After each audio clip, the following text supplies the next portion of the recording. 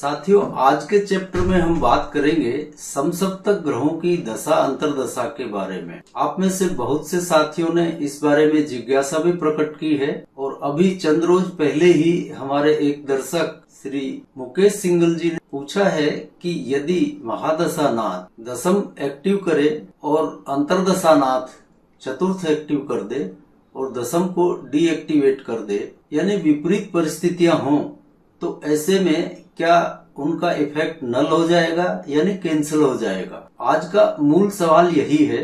तो मुकेश जी, आपकी जिज्ञासा महत्वपूर्ण है और आज के चैप्टर में इसी बात को हम विशेष महत्व दे रहे हैं क्योंकि अन्य बहुत से लोगों के मन में भी यह जिज्ञासा उत्पन्न हो रही है।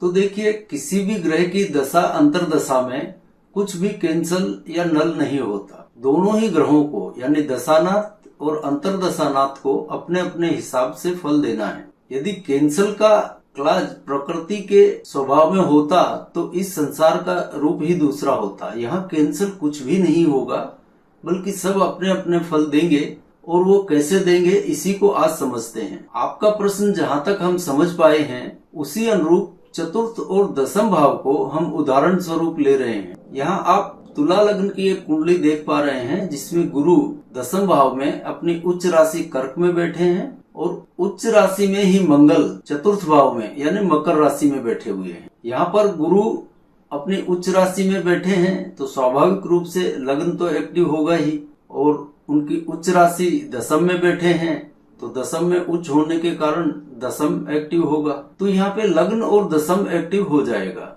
और चतुर्थ में गुरु की नीच राशि मकर है तो चतुर्थ डीएक्टिवेट हो जाएगा, और नीच राशि से उनकी दूरी सप्तम भाव की है तो सप्तम भी डीएक्टिवेट हो जाएगा। यानी यहाँ पर गुरु लग्न और दशम को एक्टिव कर देंगे और चतुर्थ और सप्तम को डीएक्टिवेट कर देंगे। अब आइए मंगल की बात कर लेते हैं। तो मंगल अपनी उच्च राशि में चतुर्थ भाव में बैठे हुए हैं तो चतुर्थ तो यहाँ पर एक्टिव होगा ही, और यहाँ पर मंगल सप्तमेश हैं मुख्य रूप से, इसलिए सप्तम भाव का दायित्व उन पर होने की वजह से वो सप्तम को एक्टिव रखेंगे। और यहाँ पर उच्च में बैठे होने के बावजूद भी वो लग्न को एक्टिव नहीं करेंगे, यह ध्यान में रखने वाली बात है। ऐसी स्थितियां अनेकों कुंडलियों में कुछ कुछ स्थानों पर आपको देखने में आएंगी, तो वहां पर इस बात का ध्यान रखा जाना चाहिए। यह सिर्फ मंगल के लिए ही नहीं है, अन्य ग्रहों में भी ऐसी स्थितियां पैदा होती रहती हैं। तो यहाँ पर मंगल ने मुख्य रूप से चतुर्थ और सप्तम को एक्टिव कर दिया है, और इनकी नीच राशि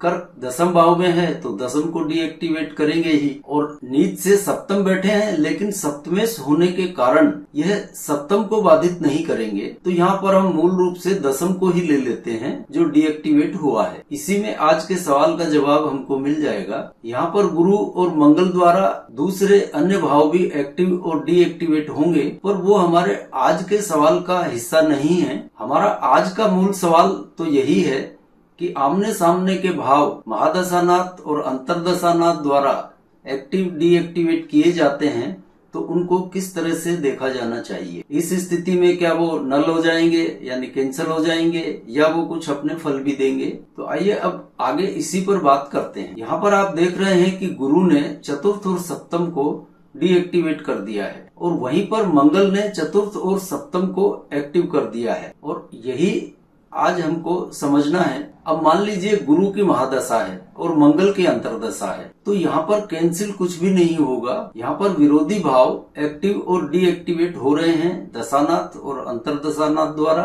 पर यहाँ देखिए, गुरु की महादशा है और अंतरदशानाथ है मंगल, तो फल यहाँ पर मंगल ही देंगे। गुरु से मंगल की दूरी आप देख रहे हैं सप्तम भाव की है, तो सप्तम भाव यहाँ पर प्रबल हो जाएगा। महादशानाथ के डीएक्टिवेट किए गए भावों की विपरीत मंगल ने जो भाव एक्टिव कर दिए हैं फल उन्हीं के मिलेंगे, यह ध्यान में रखिए। इसके उलट यदि मंगल की महादशा हो और गुरु की अंतरदशा हो तो अंतरदशा की अवधि में फिर गुरु ही फल देंगे। सिर्फ इतना ध्यान रखा जाना चाहिए कि महादशानाथ कुछ भी चाहे, पर अंतरदशा की अवधि में सारी सत्ता अंतरदशानाथ के पास होती है। अंतरदशानाथ की महादशानाथ से जो दूरी होती है उस दूरी को आधार मानकर वह फल देता है, इसलिए हम बार बार दूरी का जिक्र करते हैं। महादशानाथ से अंतरदशानाथ की जो दूरी है वह जो भाव खड़ा हुआ उस भाव को ध्यान में रखते हुए अंतर्दशानाथ अपनी पूरी फल देने की प्रक्रिया निभाते हैं। जैसे यहाँ पर सप्तम को आधार मानते हुए मंगल की महादशा में गुरु फल देंगे, गुरु की महादशा में मंगल फल देंगे। अब आइए कुछ और इस बारे में बात कर लेते हैं। जब समसप्तक का जिक्र चला ही है, जैसा कि हम पहले भी हमारे बहुत से चैप्टर्स में जिक्र कर चुके हैं और प्राय सभी लोग यह मानते भी हैं और ग्रंथों में भी यही लिखा है कि सप्तम भाव मारक होता है। लेकिन समसप्तक बैठे हुए ग्रहों की दशा में धन भी प्रचुर मात्रा में मिलता है। यह बात शायद आपने ध्यान में नहीं ली हो, लेकिन आज इसका गणित हम आपको बताते हैं। क्योंकि सप्तम भाव जहां मारक होता है वहीं सप्तम भाव लक्ष्मी का भी होता है, यह तो आपने सुना ही होगा। अब देखिए, यदि दशा अंतर्दशानाथ केंद्र भावों में समसप्तक बैठे हों तो इनकी दशा में जातक को सुनियोजित ढंग से अच्छी तगड़ी मात्रा में धन प्राप्त होता है, पूरी प्लानिंग के तहत। अब त्रिकोण भावों में तो समसप्तक संबंध बन नहीं सकता, इसलिए जो त्रिकोणेश हैं यदि वो समसप्तक बैठे हों और उनकी परस्पर दशा अंतर्दशा आ जाए तो एक बार उनकी दशा अवधि में बहुत तगड़ी इनकम जरूर होती है। वह चाहे जुए सट्टे से आए, लॉटरी से आए, कहीं से भी आए, लेकिन उनकी दशा अवधि के दौरान तगड़ी आवक जरूर होती है। अब यही स्थिति मान लीजिए कोई भी ग्रह छठे और 12वें में बैठकर समसप्तक योग बना रहे हैं और उनकी दशा आ गई, तो ऐसे में क्या होता है कि धन तो अवश्य हाथ में आता है, भले ही वह ऋण से क्यों ना आए।